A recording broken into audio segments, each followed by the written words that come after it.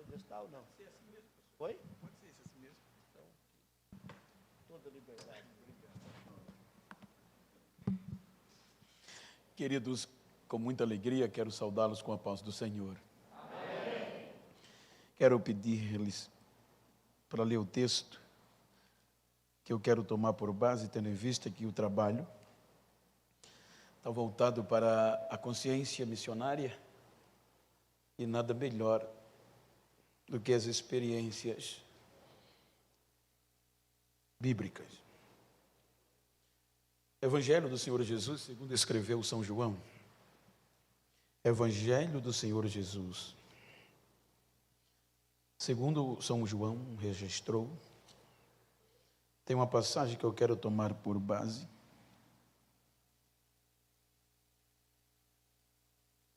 Capítulo 9.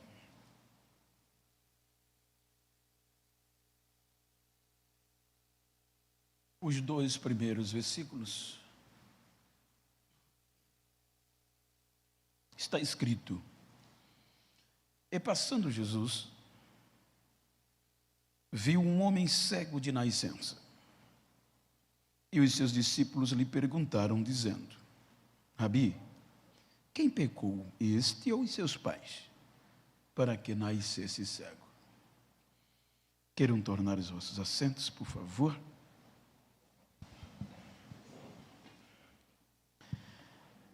Enquanto carinhosamente eu elevo a minha gratidão a Deus pelo privilégio de, pela primeira vez, estar em Toledo, na Assembleia de Deus, cultuando convosco. Para mim é uma imensa alegria, satisfação. E para que isto acontecesse, Deus viabilizou pastor Vicente Mariano com a sua muito digna esposa, irmã Mara. E eu quero agradecê-lo, amigo. Eu sei que não sou merecedor, com ânsia sou de usar esse termo, meu amigo. Mas a misericórdia de Deus e a bondade dele me fez fazer parte do círculo de amigo a quem tenho grande estima e admiração.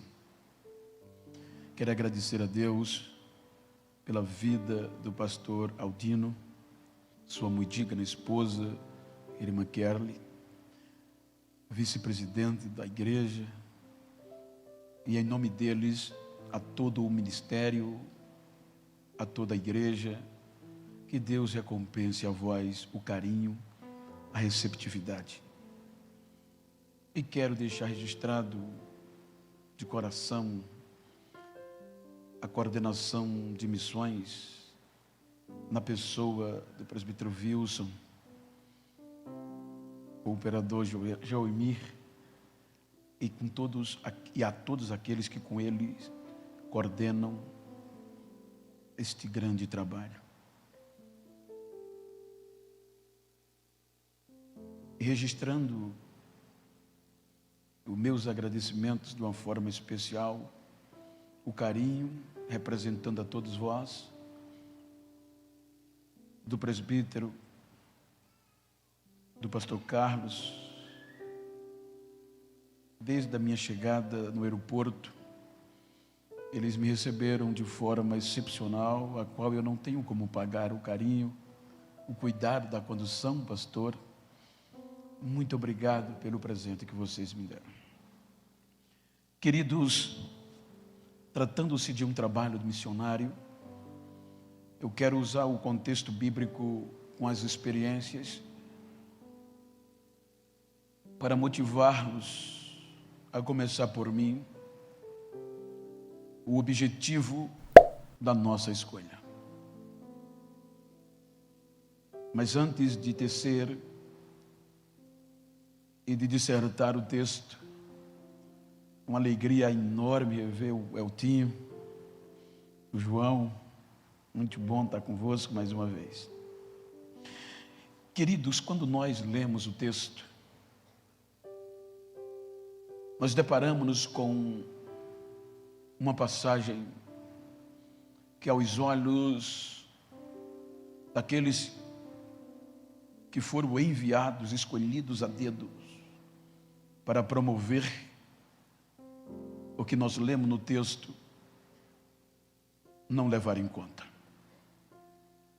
Por isso que eu quero falar-lhes nesta noite sobre deixados para trás. Os irmãos hão de convir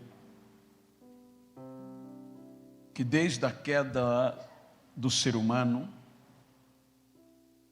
nós percebemos uma persistência de Deus em duas gerações, Adão e Noé. No capítulo 1 do Gênesis ao capítulo 11, nós vamos observar a criação, a queda e o trabalhar de Deus para restaurar o ser humano caído. Então, do capítulo 1, contextualizando, ao capítulo 11,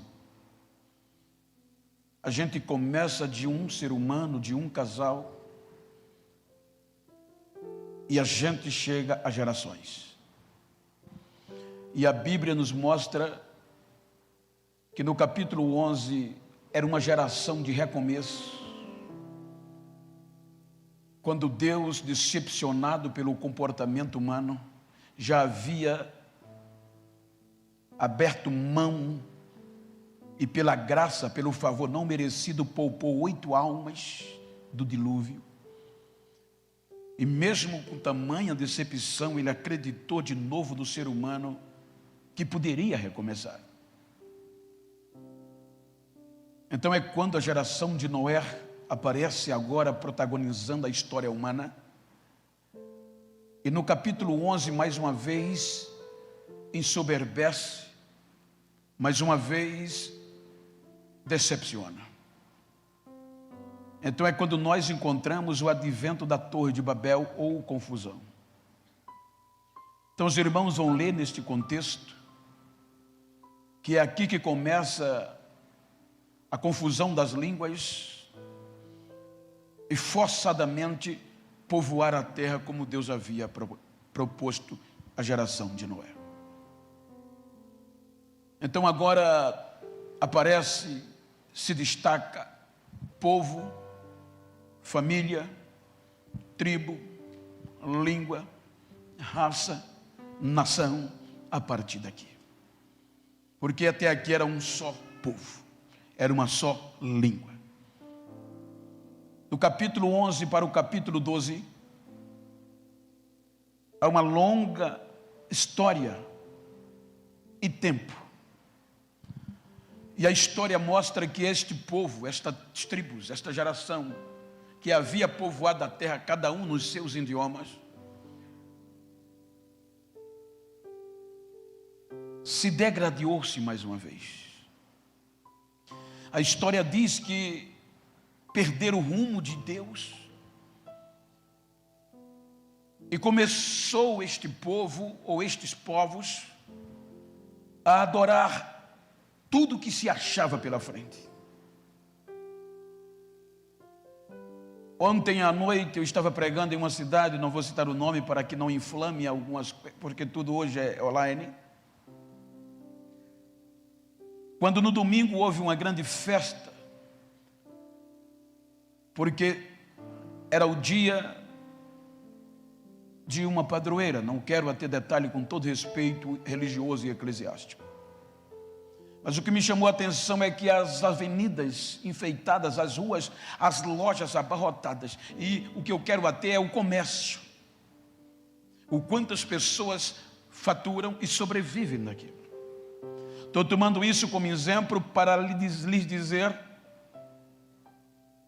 que neste período do capítulo 11 ao 12 do Gênesis, a história mostra que o contexto idólatra era tão tremendo que a maior fonte de renda, economicamente falando, era o comércio da idolatria. A Bíblia não cita diretamente, mas a história extra-bíblica diz que o próprio pai de Abraão vivia desta rentabilidade. Então, aparentemente, não havia perspectiva daquele povo se voltar a Deus. Mas a Bíblia diz que o amor e a graça, que é o favor que não merece ninguém, da parte de Deus, entra em evidência. Então é aqui que Deus propõe, do meio deste povo, levantar um projeto missionário, com o objetivo de resgatar todas as famílias, todos os povos desta geração que eu acabara de falar. Então, quando Deus aparece a Abraão com o intuito, conforme o Deuteronômio 7, escolher dentre os povos este povo, que posteriormente seria chamado de Israel. Então veja que no ápice da proposta, é a primeira vez que surge um projeto missionário em uma visão transcultural. Deixar a terra e ir para outra terra, com o objetivo de, por este procedimento, Deus ter a oportunidade de trazer para ele todos que se haviam perdido. Então veja que no diálogo de Deus com Abraão, ele diz: em ti, Abraão, em ti eu abençoarei todas as famílias da terra. Então Abraão acreditou, e por meio de Abraão, Deus gera um projeto chamado Israel. O objetivo deste projeto era resgatar. Veja que em algumas passagens, como Isaías, Jeremias, a proposta de Deus era colocar Israel no meio das nações, como sacerdote, como intermediar entre Deus e os povos, para que todos os perdidos vissem em Israel a esperança de tornar a Deus. Então, quando Deus tira o povo do Egito, o seu projeto, quando ele chega no deserto do Sinai, após 3 meses que tira o povo, ele vai preparar o projeto. Veja que por meio de Moisés, Israel recebe os princípios moral, civil e cerimoniais que deveria seguir. Deus, por meio de Moisés, traz a lei, onde estavam inclusos esses princípios. Agora Israel tinha tudo para agradar a Deus. E Deus ratifica tudo isso de forma recíproca com o povo, porque a proposta era condicional: se vocês aceitarem. O povo, por unanimidade, disse: faremos tudo o quanto o Senhor disser. E Deus ratificou com o sangue de novilhos. Êxodo 24. Então Deus agora vai preparar Israel a santificar-se. E dentre as 12 tribos, ele escolhe uma, chamada de Levi. E dentre esta tribo, homens foram escolhidos a dedo, para manter viva a chama do amor e da misericórdia. Porque toda lei, e tudo que os profetas posterior vieste a profetizar, Mateus 22, quando um dos mestres desse sacerdote perguntar a Jesus: Senhor, para provar qual é o maior mandamento, Jesus disse: o primeiro é amar o Senhor teu Deus de todo o teu coração, de toda a tua alma, de todo entendimento, de toda a tua força. E o segundo, semelhante a este, é amar o teu próximo como a ti mesmo. E destes dois dependem toda a lei e o profeta. E os profetas. Então toda a lei que Deus deu a Israel era fundamentada no amor e na misericórdia. Então Israel eclode. O projeto missionário decepciona. Israel perde o foco missionário e se ensoberbece pelo glamour. Porque quando Deus tirou esse projeto do Egito, era um projeto escravo. Era uma geração que não tinha liberdade. Era uma geração que vivia da idolatria egípcia. E agora entra na terra prometida como um povo livre, honrado. A ponto dos não crentes, a ponto dos perdidos gritarem: todos sabemos que o Deus de vocês é Deus em cima no céu e é Deus embaixo na terra. Perdidos, prostitutas falaram isto, ou falou. Mas com o crescimento, as nações chamavam Israel de princesa das nações. Com o glamour do ouro, com o glamour dos aplausos, Israel perdeu o foco. E a riqueza fez com que Israel adorasse mais o ouro e a riqueza do que o Deus do projeto. Perdeu o rumo, perdeu o foco. Aí a Bíblia diz que Deus vem usando os profetas com o objetivo restaurar o projeto. Mas eles não quiseram. Aí vem os caldeus, aparentemente aniquilam o projeto, os levando à vergonha e à escravidão de novo. Quando este projeto parecia não ter mais sequência, 70 anos, Deus vai lá e os traz de volta. Do nada. Agora Deus traz não mais como livres, mas como escravo também. Eles recomeçam. Mas não era mais o mesmo projeto. E Deus insistiu com Ageu. Deus insistiu com Malaquias, com Zacarias. Mas Israel não quis ser mais o mesmo. Aí a Bíblia diz que Deus resolve se calar. A Bíblia diz que Deus resolve silenciar. E não mandar mais profetas. Não falar mais por sonho, nem por visões. E o silêncio vem. No meio do silêncio, 70 anos aproximadamente, depois que Deus se cala,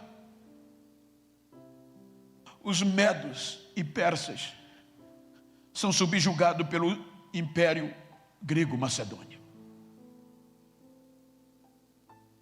O período entre o Novo e o Velho Testamento.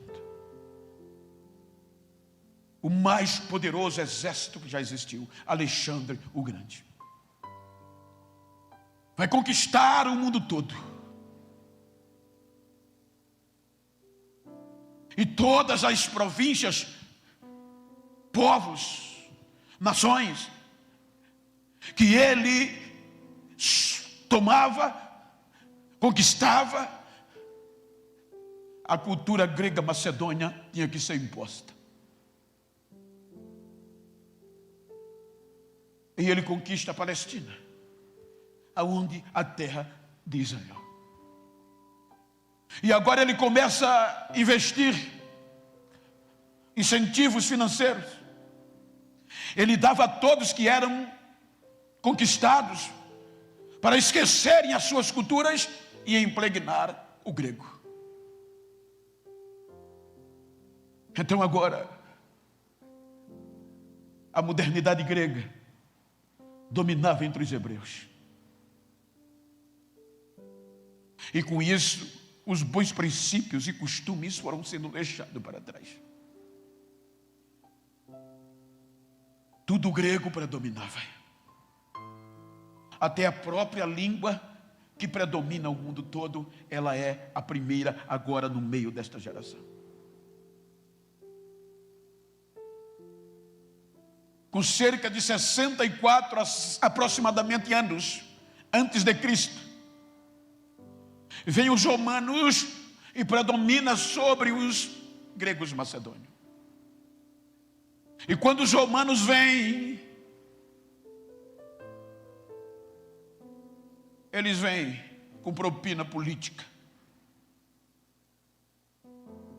Quando a política romana impregna-se dentro da Judeia e sobretudo dentro do templo. Agora aqueles sacerdotes que foram nomeados, escolhidos a dedos por Deus para usar a bondade, o amor e a misericórdia, que já estavam corrompidos, piorou. E agora o que valia era manter a posição. E para manter a posição, eles faziam de tudo. Eles perderam a visão missionária. Então aqui começam as propinas. A história diz que aqueles que eram exclusivos, tinha que ser levita para ser um obreiro, eles escolhiam de qualquer povo, qualquer jeito, até pessoas sem ser levitas eram colocadas no sacerdote. O que era necessário era só ter jogo de cintura, influência, dinheiro e contexto político.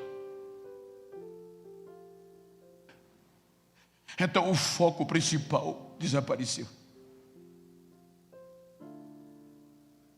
E é aqui que começa a segregação dos povos. Veja que por interesses partidários, eles não investiam mais nos perdidos. A ordem de Deus era que este povo não podia ter herança. A única herança dele era Israel, era o Senhor, porque tudo era para ser investido nos perdidos. Mas agora eles se tornaram tão gananciosos que queriam mais do que o que eles tinham direito. E não se investia mais nos perdidos. O templo de Jerusalém se tornou tão conhecido, não pela glória, mas por se tornar o centro financeiro mais poderoso daquela época. Porque as pessoas mais poderosas economicamente depositavam as suas fortunas no templo. Então eclode de uma forma efusiva os grupos religiosos partidários. Os saduceus. Os saduceus eram o grupo que tinha maior responsabilidade de se preocupar com os perdidos.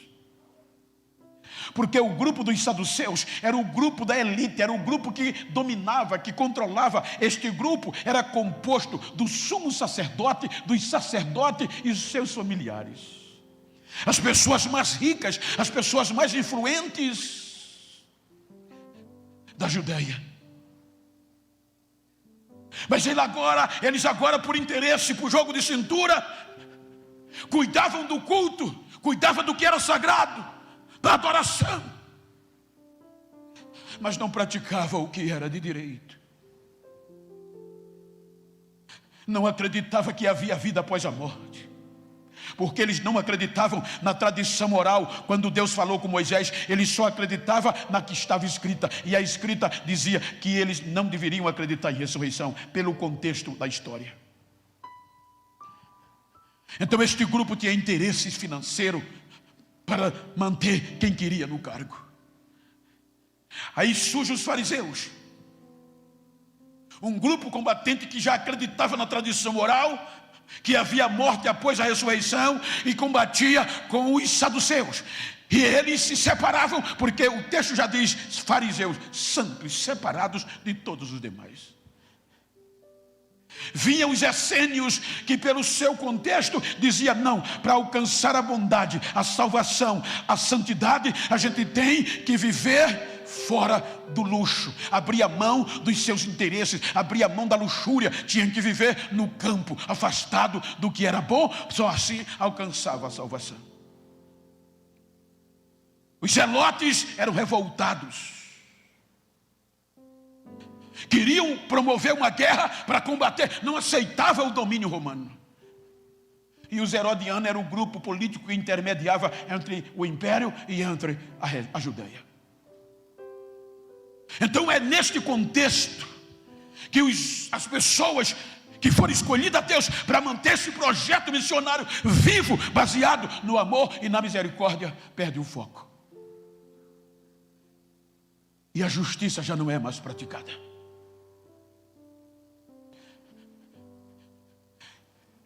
As pessoas são segregadas. É aqui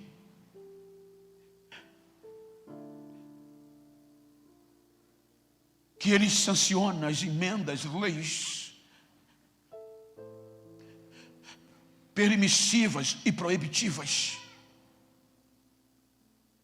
que cada judeu tinha que observar. Você pode fazer isso ou você não pode. Você tem que fazer isso, senão vai ser punido. Só que a Bíblia diz que eles exigiam tanto do povo, eles cobravam tanto do povo, que era impossível até eles mesmos cumprirem. Aí é aqui, gente,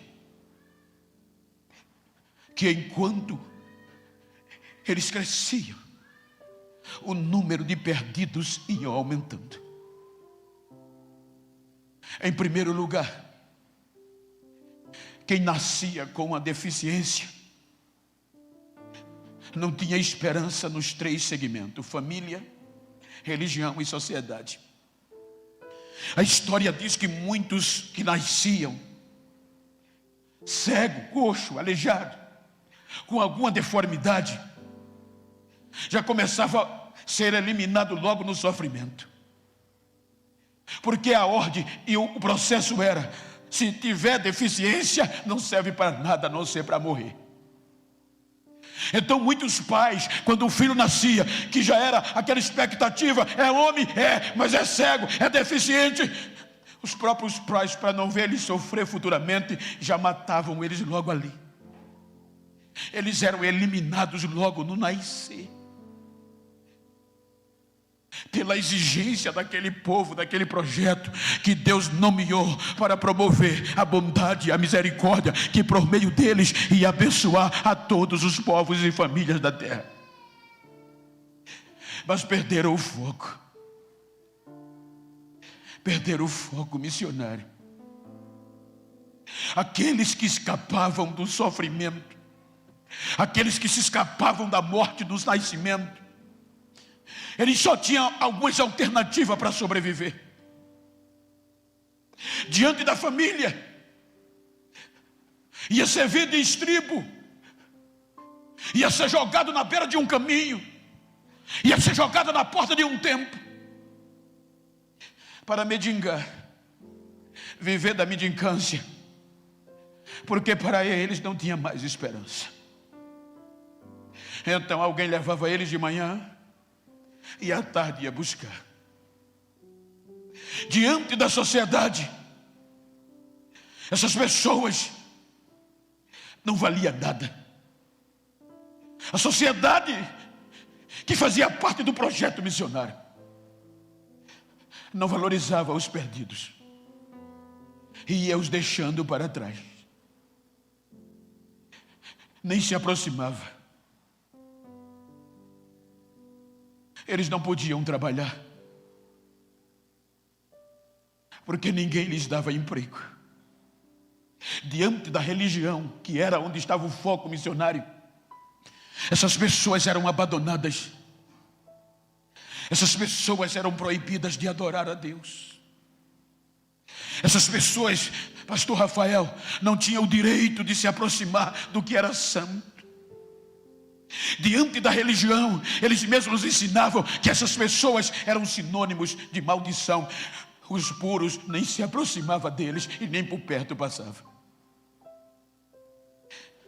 Os próprios sacerdotes passavam de longe.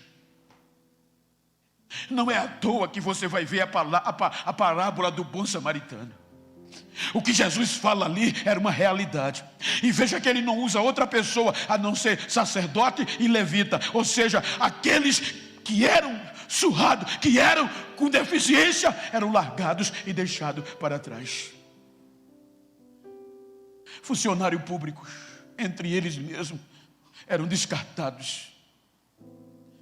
Samaritanos, judeus, helenistas eram descartados. E sobretudo nós gentios.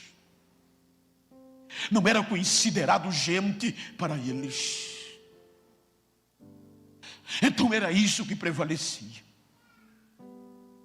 Jogo de interesses.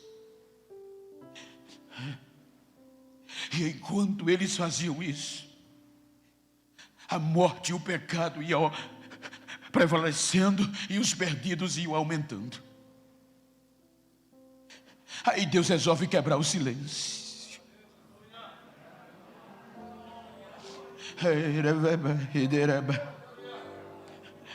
Eles batiam no peito porque achavam que Deus...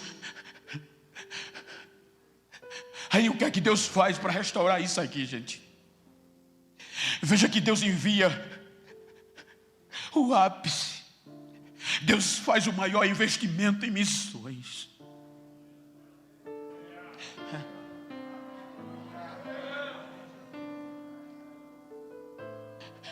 Deus resolve humilhar, promover o opróbrio ao único filho que tinha.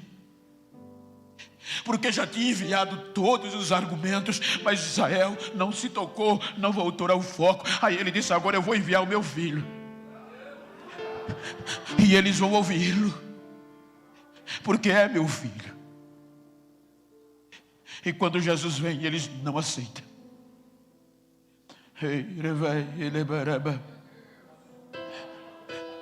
Veja que por muitas passagens Jesus é taxativo. Jesus vai dizer que veio para os que eram seus, mas eles não receberam. Veja que uma mulher gentia, Ciro-fenícia, que não podia nem se aproximar do templo porque era gentil, teve uma necessidade. Senhor, a minha filha está precisando de ajuda. Filha, eu não posso fazer nada, porque eu fui enviado às ovelhas perdidas da casa de Israel. Eles não valorizaram. Aí Jesus, o projeto de Deus.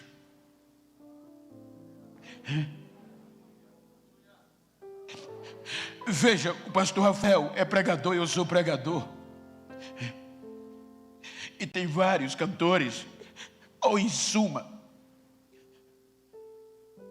quem quer se tornar famoso procura os maiores centros. Veja que quando Jesus foi cheio do Espírito Santo para começar a restaurar esse projeto,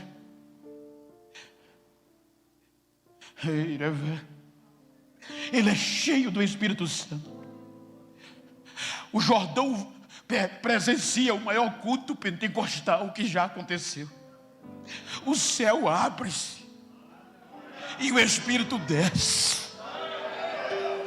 E ele é cheio do Espírito Santo. Então o melhor ponto de começar a divulgar era Jerusalém. Veja que os irmãos dele mesmo diziam: tu não quer ser famoso? Vai para Jerusalém. Quando eu comecei, quando as pessoas começaram a me conhecer, quanta proposta eu não recebi para morar em São Paulo, porque é o centro. Mas Jesus não.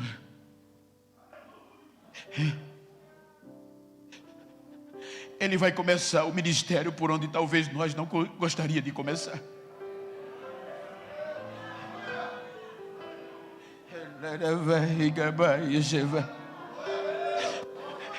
Ele vai começar pela região sombria de morte, onde ninguém acreditava, onde não havia esperança, a Galileia dos gentios. Ele vai começar a pregar esperança para quem não tinha. Em Jerusalém tinha o glamour do templo de Herodes. Em Jerusalém tinha boi morto todos os dias, tinha culto todos os dias, tinha oração todos os dias, tinha a paralisação total do dia do sábado para descanso e adoração. Mas eles prevaleciam tudo isso mais do que o amor ao próximo. Aí agora Jesus vai começar o projeto missionário, dando esperança a quem não tinha.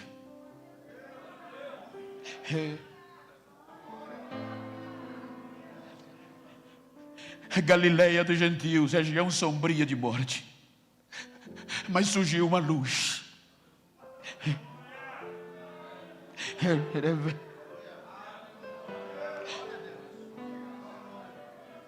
Agora aqueles que eram deixados para trás,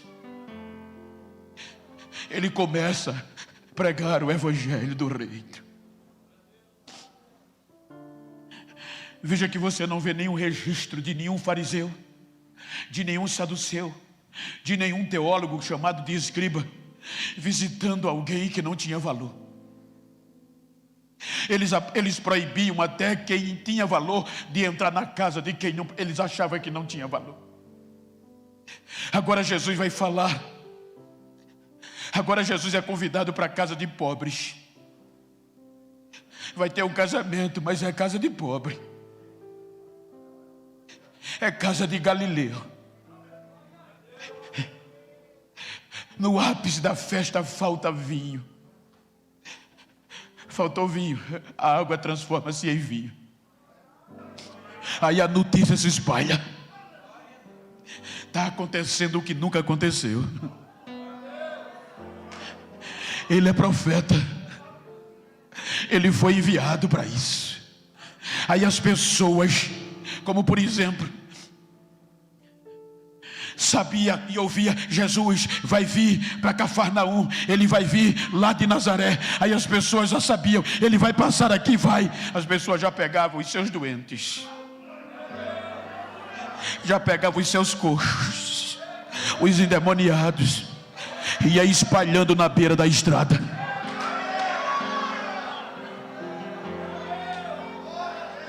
E por onde ele passava, a Bíblia diz que os demônios tinham que correr, a enfermidade ia embora e os doentes eram restaurados.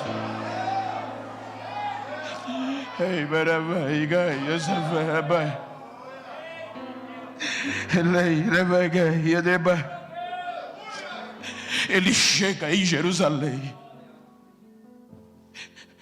Quando ele chega em Jerusalém, o templo tinha alguns alpendres repleto de marginalizados, coxos, cegos, aleijados que haviam perdido a esperança, nutriam a esperança em uma única esperança: o agitar das águas. Aqueles alpendres eram lotados de pessoas descartadas. E o que eu me admiro é que tinha culto naquele templo, tinha adoração, tinha oração, tinha jejum, mas aquelas pessoas continuavam dia após dia sem esperança.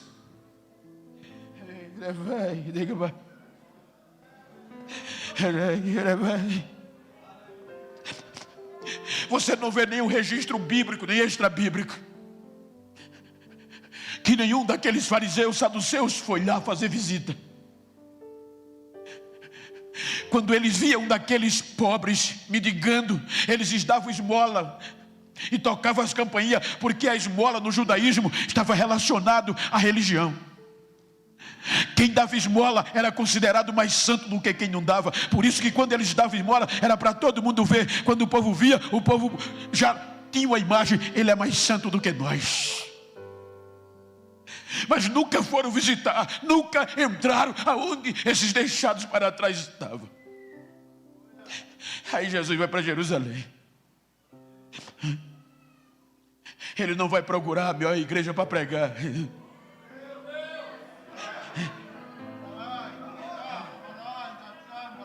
Ele não vai procurar aonde as pessoas viam ele. Ele vai no tanque de Betesda, aonde estava cheio de marginalizados, nutrindo a esperança que a água fosse agitada e alguém jogasse eles, o primeiro que caísse, diz a Bíblia. Quando ele chega, a Bíblia diz, só vocês conhecem, olhou para um daqueles e perguntou: você quer ser curado hoje?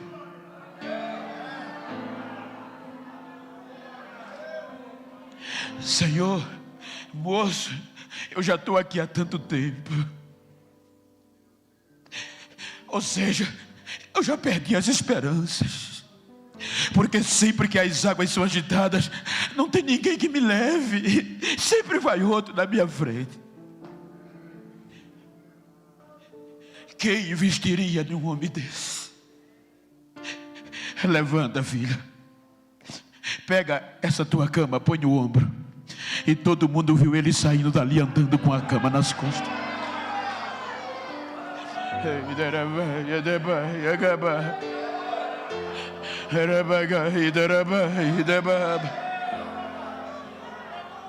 Vejam que por conta dessas coisas,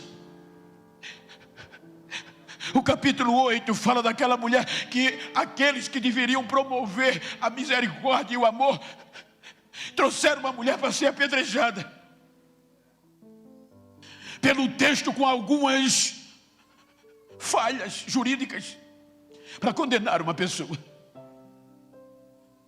O capítulo 8 termina eles querendo apedrejar Jesus. Então a Bíblia diz que quando Jesus sai dali, que havia pregado no templo, ele sai. E com seus discípulos ele passa por um homem que mendigava e era cego desde nascença. E quando ele passa por aquele homem, veja que a cultura era tão intrínseca, que quando os discípulos olham para aquele homem e vê o estado dele, eles só fazem uma pergunta a Jesus: Senhor, quem pecou? Porque para eles era sinônimo de maldição, gente. Quem pecou? Ele e os pais dele, para que ele nascesse assim. Era sábado. A vida, o ministério de qualquer um judeu que fizesse alguma obra no sábado era fadado ao fracasso. Ia perder fama, ia perder rede social, porque era lei. Nem ele, nem os pais dele. Ele nasceu assim, para que nele se manifestem as obras de Deus, para que se faça a obra enquanto é dia, porque a noite vem.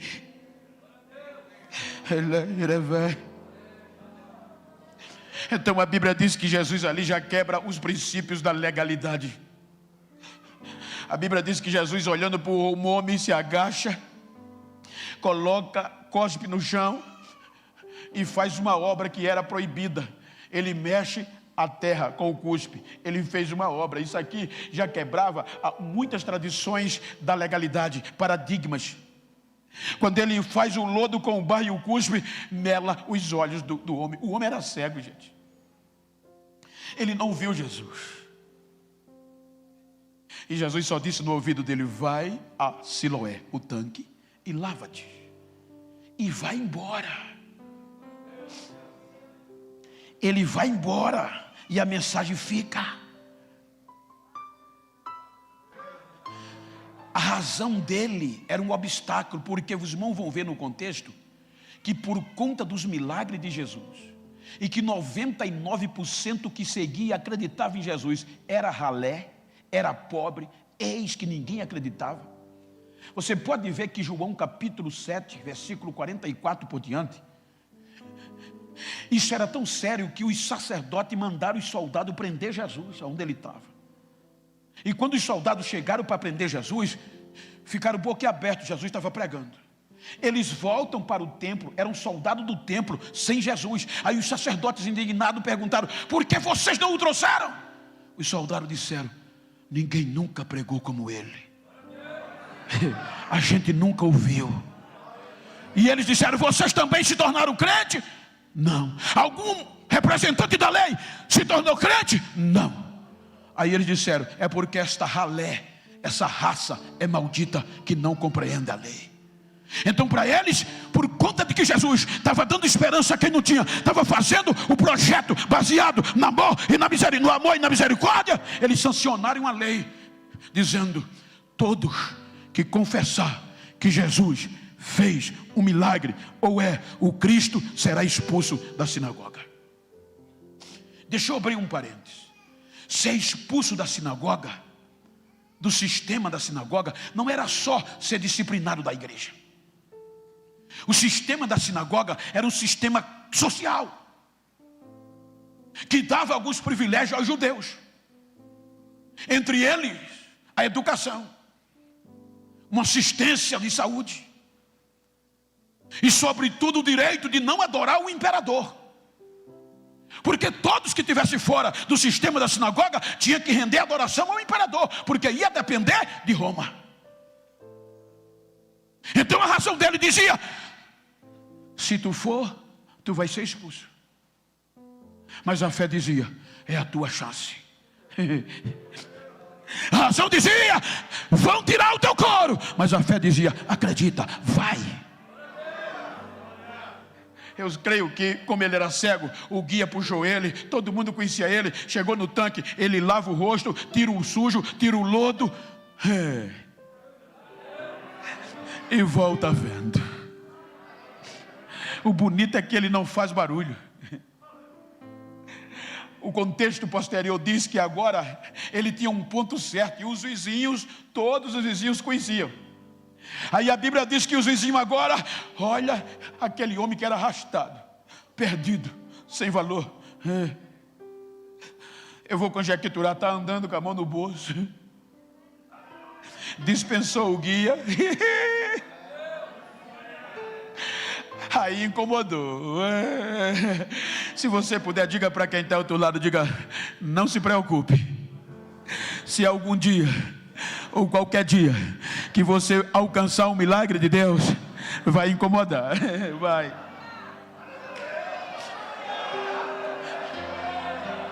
Os vizinhos pararam e começaram a olhar. Ué, não é aquele rapaz que vivia pedindo esmola ali? Ou seja, aquele desgraçado é. Ué, parece com ele. Não é possível. Vamos lá. E foram. E questionaram: ô moço, você não era cego? Não era você que pedia esmola aqui? Sim. E como é que te abriu os olhos? Um homem chamado Jesus.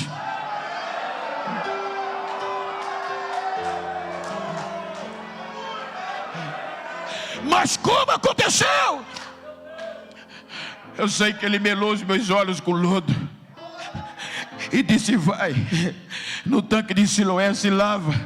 Eu acreditei, eu fui, me lavei e voltei vendo. Gente, a sequência aqui é pior.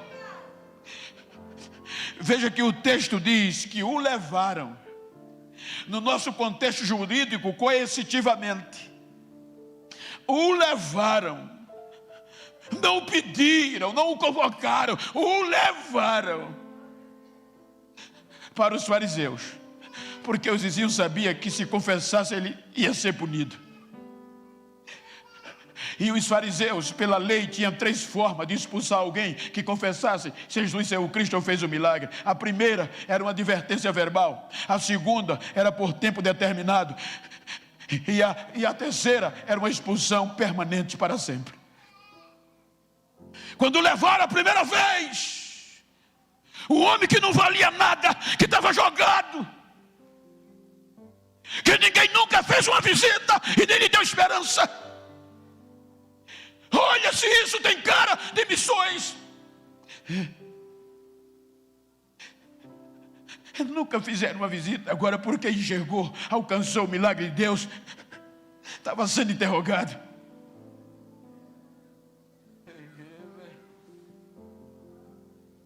Entre aspas, não é o que a gente vê muito hoje. Quem tem, quem é aplaudido.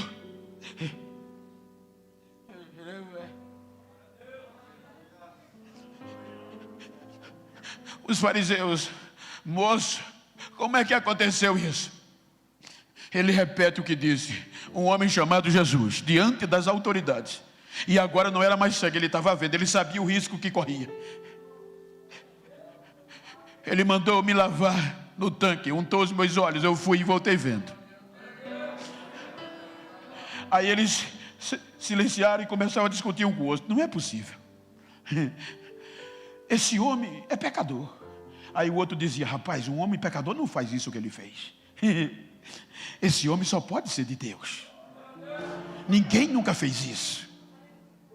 Aí voltaram para o cego.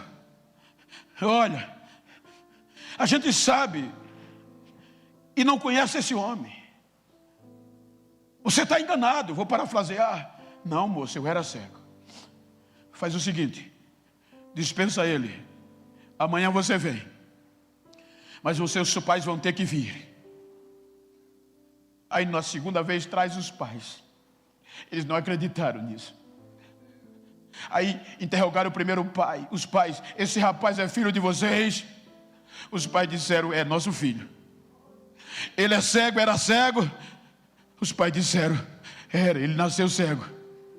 E como é que abriram os seus olhos? Os pais sabiam que se dissesse, ia ser expulso também. Aí a Bíblia diz que os pais, por causa disso, disseram a eles: olha, ele já tem idade, ele já é de maior, ele pode responder isso aí. Aí volta para o rapaz e diz: olha, esse homem não é de Deus.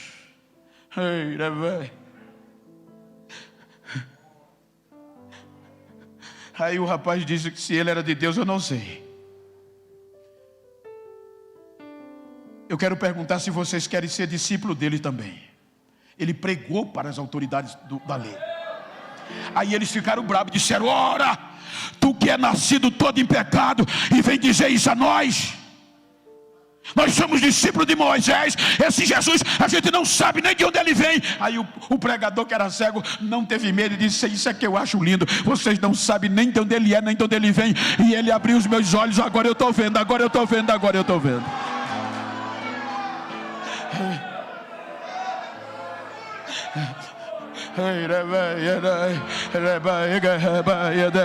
Discípulo dele seja você, porque nós sabemos que esse homem é pecador. Aí o pregador, que era cego, encheu o pulmão e disse: se ele é pecador, eu não sei. Eu sei que eu era cego, mas agora eu vejo, eu estou vendo, eu vejo, eu estou vendo.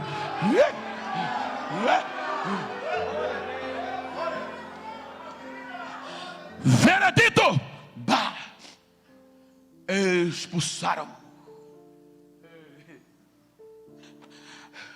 O inquérito termina com uma condenação. O expulsaram. É aqui que eu acho lindo, gente. Era um homem que era deixado para trás, que não valia nada, que não tinha cargo na igreja, que não tinha gravata, que não regia. Era um mendigo. Aí a notícia se espalha e Jesus não estava perto.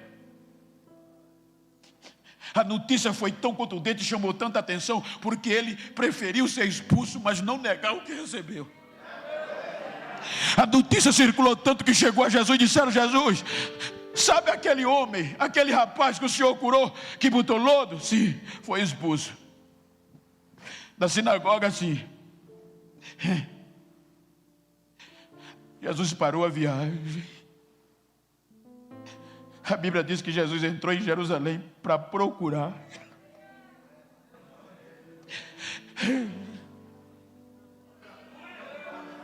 A Bíblia diz que Jesus foi procurá-lo até achá-lo.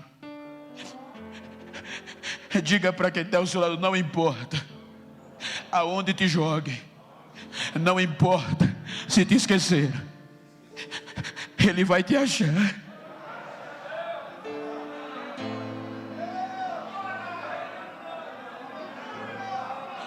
Jesus o encontrou, e quando o encontrou, o conheceu, e chegou para ele. Ele agora vendo, ele não via Jesus, não tinha visto. Jesus faz uma única pergunta: você crê no Filho de Deus?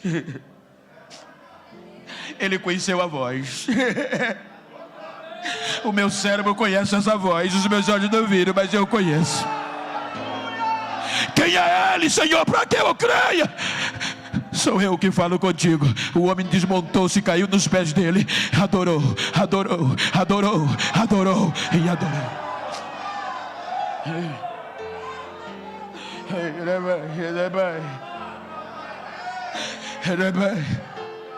Não se pode falar em missões sem falar em amor ao próximo.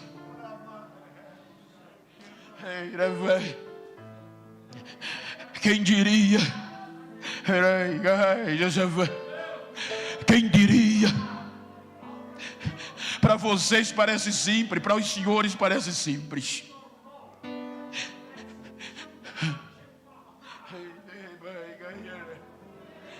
Mas meus ouvidos ouvirem homens como estes,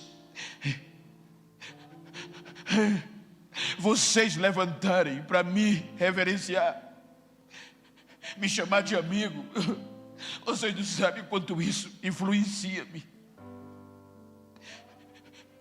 porque eu não valia nada. As pessoas olhavam para mim e diziam: esse negro não vale nem o que come. Eu ouvia isso todos os dias e quis tirar a minha própria vida. Um dia, um missionário, um crente, passou 3 meses sem desistir de mim. Não tira a sua vida não, amigo. Eu conheço alguém que acredita em você, mas ninguém acredita em mim. Eu tenho muitos defeitos.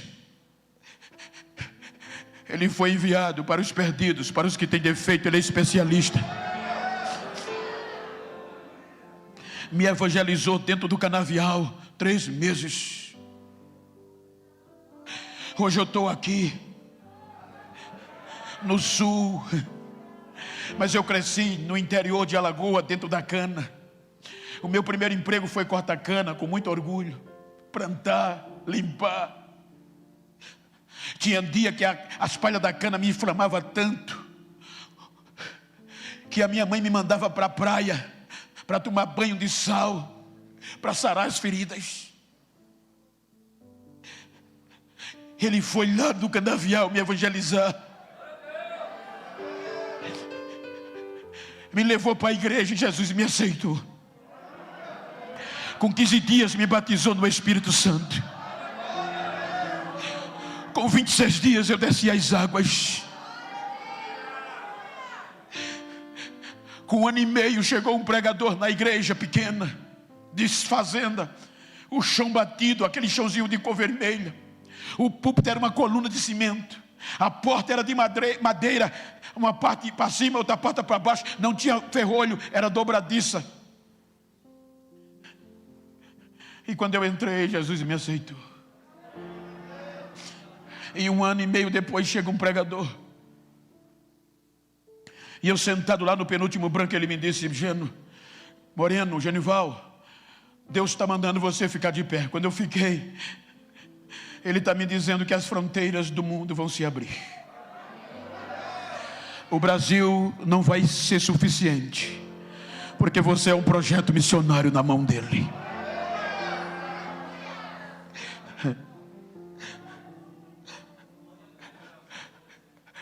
Três dias se passaram. Foi domingo, na quarta-feira, um grupo de obreiros da congregação me procurou. Ouvi que eu não valia nada lá fora. Era difícil, mas dava para ouvir. Mas ouvir dentro de casa é mais difícil. Genival, a gente veio te procurar para te dar um conselho. Esquece aquele culto. Mas por quê? O profeta errou a profecia. Não era para você. Você ora muito e você pode decepcionar-se. Mas por quê? Ele disse que as fronteiras do mundo e o Brasil vai te ouvir, vai dizer, não tem como, você tem muitos defeitos. Mas vocês dizem que, não, mas você é pobre, você é analfabeto e você é preto. Se enxerga. Aí eu disse, vou desistir. Eu não valho nada mesmo. No outro dia eu estava de folga da usina. Fui orar. Meia hora orando para desistir. Nunca mais. Aí uma voz entrou pelos meus tímpanos. O coração acendeu. E aquela voz dizia, eu te escolhi quando ninguém queria. Eu não desisto de você.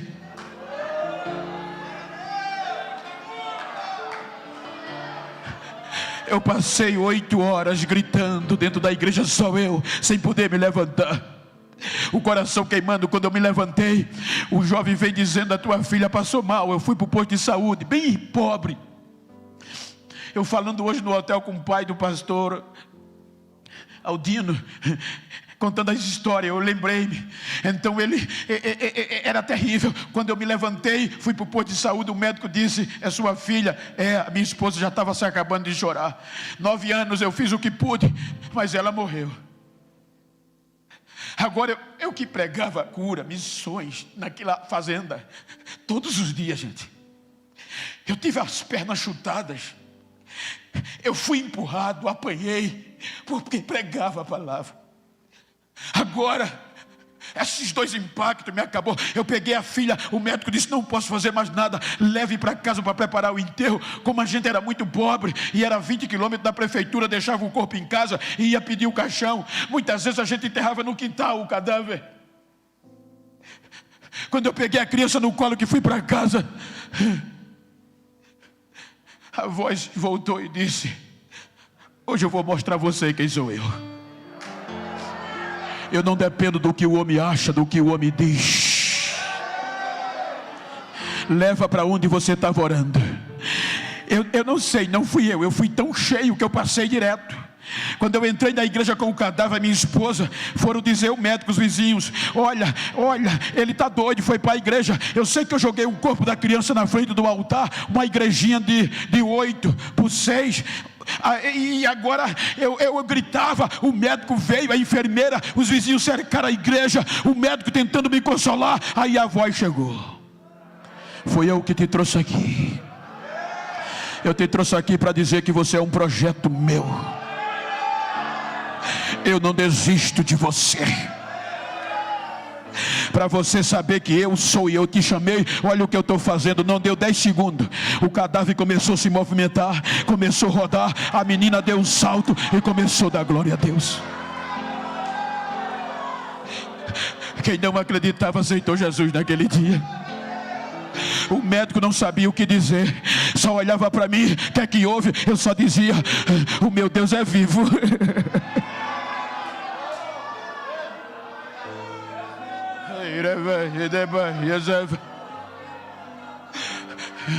Passei de 1994 a 2009 aprendendo. A partir de 2009, ele disse, chegou a hora. Quem não acreditava vai ter que acreditar. E me colocou para pregar no maior trabalho convencional do meu estado, convenção. Quando a minha foto saiu no cartaz, na BR-101 e na capital, só tinha doutor e presidente das convenções. E aquela carinha preta no meio dos brancos. Aí foram para o presidente e disseram, olha, não é verdade o que a gente está vendo? É o quê? O senhor vai botar aquele negro para pregar? Vou. Ele é da roça, pastor, ele não tem cultura, é analfabeto, eu sei. O senhor vai arriscar o seu ministério? Aquilo não valia nada, pastor, eu sei. Mas o senhor perdeu o juízo? Não, foi Deus que mandou. 2010 comecei a pregar. 2010 o telefone toca. Era a Europa, a Suíça. Eu disse alô, do outro lado, hello. O pretinho pegou o avião. Hoje tem pessoas que me chamam de papi, porque muitas almas Jesus restaurou por meio do preto. Final de 2010, Europa, Nova York. Muitos me chamam de pai. 2012, eu já não tinha mais como atender, só fui dizer arigatô, era o Japão. Fui fazer missões na Irlanda. E os irmãos sabem que quem viaja, a primeira vez que a gente vai entrar no país, para eles carimbar, é muito questionamento. Quando eu cheguei na migração, a agente que estava de plantão pegou o meu passaporte, olhou para mim, olhou para o passaporte, foi no YouTube, aí deu uma risada, olhou, mostrou para mim o YouTube, era eu pregando. Ela deu um riso e disse: para o senhor a fronteira está aberta. Pá!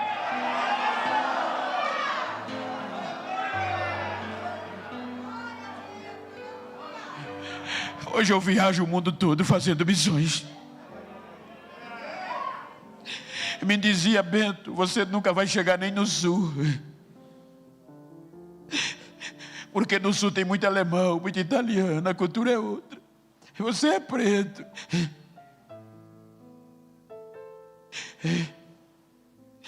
Se quiser bater a foto, olha eu aqui.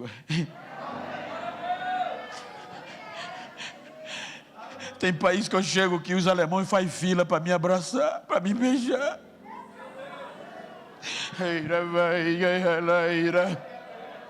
Diga para quem está ao seu lado, diga: eu estou com dó de quem te esqueceu, de quem pensou que você não valia nada.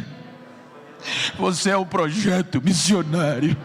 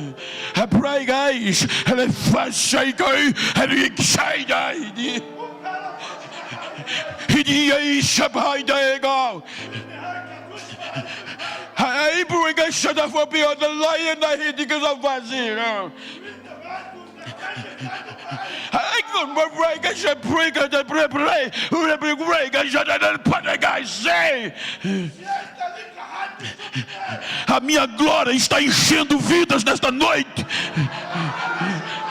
O meu espírito está avivando quem estava frio. A minha unção está levantando muitos caídos. E eu estou fazendo coisas grandes nesta noite. Estou restaurando corações. E a minha glória está invadindo esta casa. Assim diz o Senhor. Assim diz o Senhor. Agora, agora, agora, agora.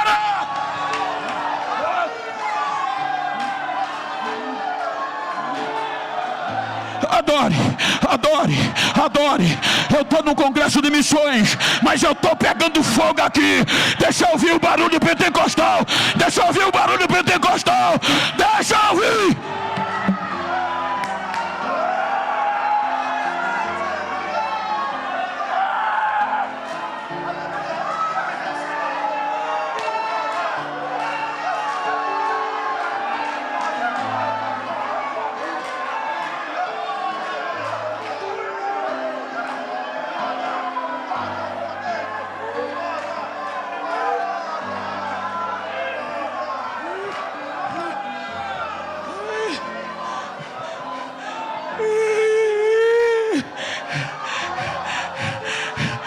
Desce, Espírito Santo, como fogo.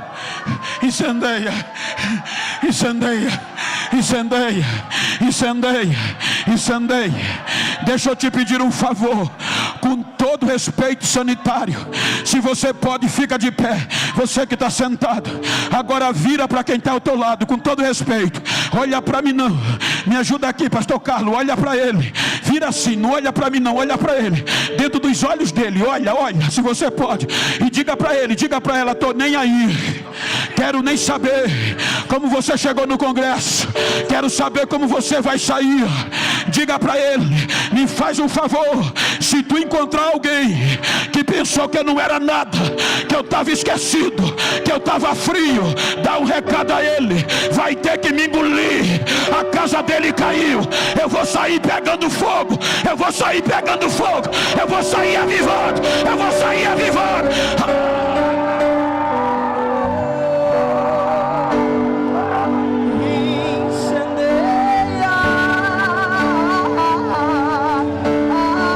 Adore, adore, adore, adore, adore. Você não é um projeto falido, adore.